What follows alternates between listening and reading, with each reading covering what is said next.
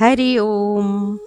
मैं आपकी सखी उषा किरण, मेरे YouTube चैनल में आपका स्वागत है। कार्तिक मास का महत्व। सब प्रकार के विघ्नों का नाश करने वाले गणेश जी, सारी सृष्टि का पालन करने वाले भगवान विष्णु, ज्ञान की दाता सरस्वती जी, सब पुराणों के कर्ता श्री व्यास जी तथा सभी ज्ञानी जनों के चरण कमलों में नमस्कार करके भगवान की श्रद्धा और भक्ति रस में डूबे हुए कार्तिक मास की कथा कहती हूँ। सभी पापों से मुक्ति दिलाकर इस लोक में सर्व सुख, धन, वैभव, रिद्धि सिद्धि और अंत में मोक्ष प्रदायक है यह पावन कथा। मैं आपको कार्तिक मास के 34वें अध्याय की कथा सुनाने जा रही हूँ। उद्यापन का पूर्ण विधि विधान बतलाने के पश्चात सूत जी बोले, हे ऋषियों, यदि किसी ने उद्यापन की सामर्थ्य न हो तो कुछ ब्राह्मणों को भोजन करा दे। ब्राह्मण न मिले तो गाय, पीपल अथवा वट वृक्ष का पूजन करे, क्योंकि पीपल विष्णु का तथा वट शिव जी का रूप है। इसी प्रकार पलाश ब्रह्मा का रूप माना जाता है।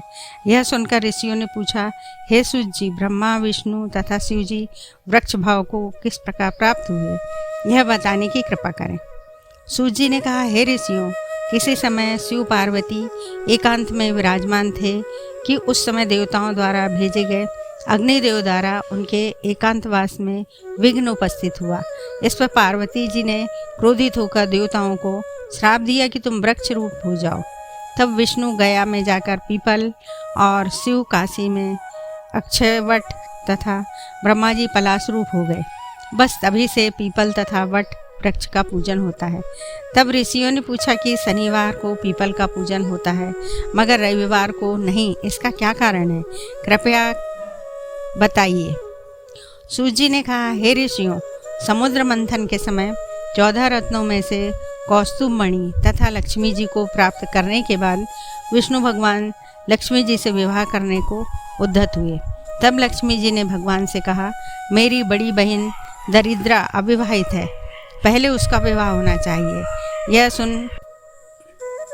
यह सुनकर भगवान विष्णु ने लक्ष्मी की बड़ी बहन उद्दालक ऋषि को सौंप दी।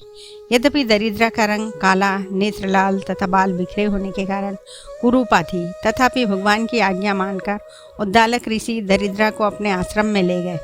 आश्रम में आकर दरिद्रा ने देखा कि वहाँ वेद पाठ तथा हवन हो रहा है।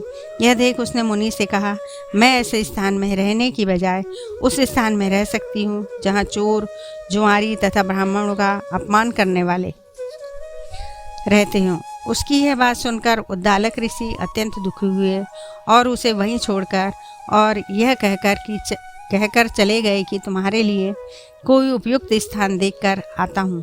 ऋषि के जाने के बाद कुछ देर तक दरिद्रा ने उनकी प्रतीक्षा की। इसके बाद वह रोने और चिल्लाने लगी।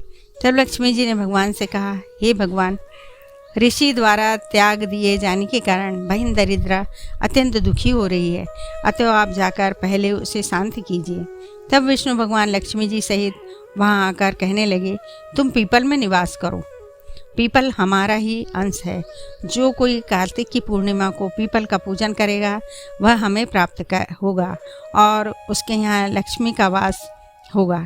जो शनिवार को सूत लपेटकर तुम्हारा पूजन करेगा उसके समस्त मनोरथ सिद्ध होंगे, परंतु रविवार को जो तुम्हारा स्पर्श भी करेगा वह दरिद्री हो जाएगा।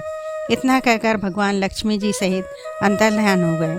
सूत जी कहते हैं कि जो इस कथा को पढ़ता अथवा सुनता है उसे बद्री का आश्रम यात्रा का पूर्ण फल प्राप्त होता है। इति 34वां अध्याय समाप्त।